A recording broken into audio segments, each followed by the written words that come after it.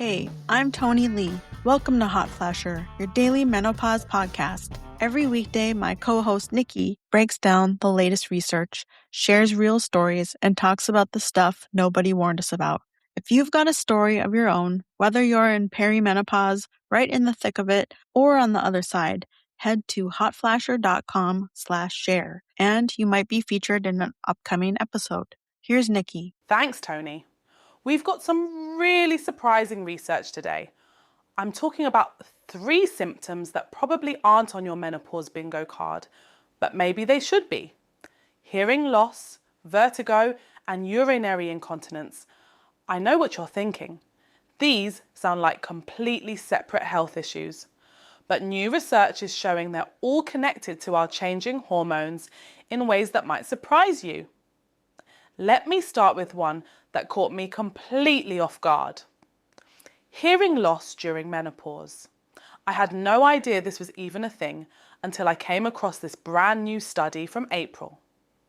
Researchers looked at the relationship between menopause, hormone replacement therapy, and hearing changes. And honestly, the connections make so much sense once you understand what's happening. Your inner ear has estrogen receptors. I didn't know that either. So when estrogen drops during menopause, it can affect the delicate structures in your ear that help you hear. The researchers found that postmenopausal women are more likely to experience hearing loss, particularly high-frequency hearing loss. You know that thing where you can hear someone talking, but you can't quite make out what they're saying? That might not just be your partner mumbling. What really got my attention was the hormone replacement therapy piece. The study suggests that HRT might have a protective effect on hearing. Women using hormone therapy showed less hearing decline compared to those who weren't. Now, this doesn't mean you should start HRT just for your hearing. That's a conversation for you and your doctor about your overall health picture. But it's another piece of the puzzle about how estrogen affects basically every system in our bodies. The timing matters too. Some research suggests that starting HRT earlier in the menopause transition might be more protective for hearing than starting it later. Again, this is about understanding the full scope of what hormones do, not making treatment decisions based on one symptom. Speaking of balance, literally, let's talk about vertigo.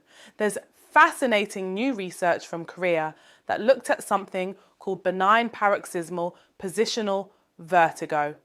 That's when you get dizzy from changing positions, like rolling over in bed or looking up quickly.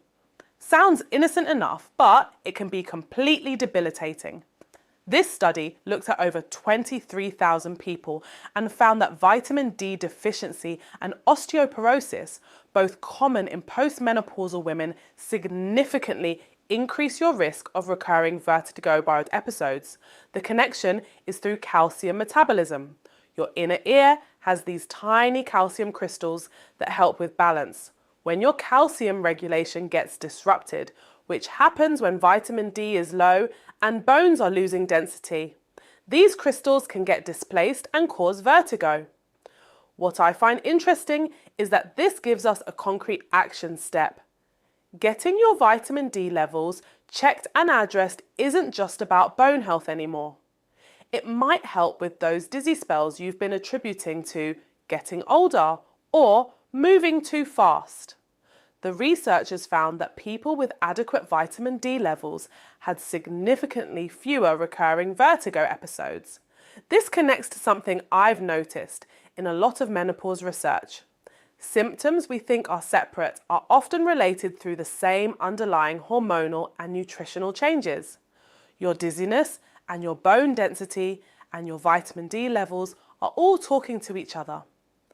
Now, let's talk about something that affects up to 80% of women during perimenopause and beyond, but somehow we're still whispering about it.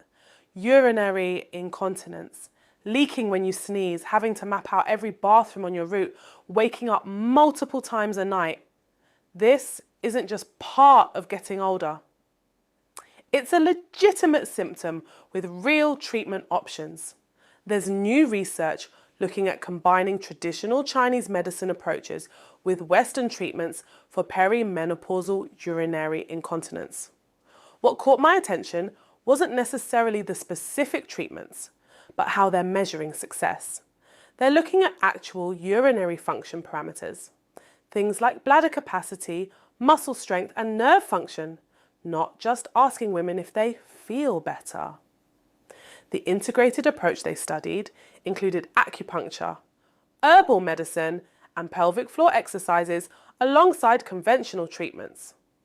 The results showed improvements in multiple measures of bladder function.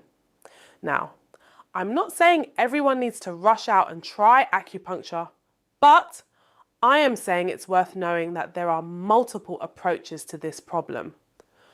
What strikes me about this research is that it's treating incontinence as a complex issue that might need multiple strategies, not just one magic solution. Some women respond well to pelvic floor physical therapy. Others benefit from hormonal support. Some need both, plus other interventions. The hormone connection here is pretty direct. Estrogen helps maintain the thickness and elasticity of urethral and vaginal tissues. When estrogen drops, these tissues become thinner and less flexible, which can affect bladder control. Low-dose vaginal estrogen is often incredibly effective for this, even for women who don't want or can't use systemic hormone therapy.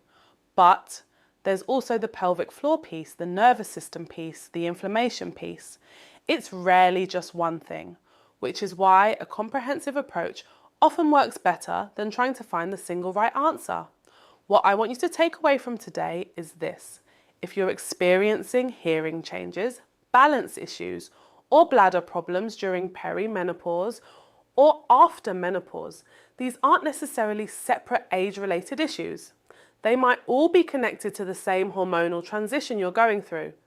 That doesn't automatically mean hormone therapy is the answer for everyone, but it does mean these symptoms deserve the same attention and treatment consideration as hot flashes or sleep problems. They're not things you just have to live with. It also means that supporting your overall hormonal health, whether through HRT, nutrition, lifestyle changes, or other approaches, might help with symptoms you didn't even realize were connected. So here's my question for you. What symptoms are you experiencing that you've written off as just getting older that might actually be related to menopause?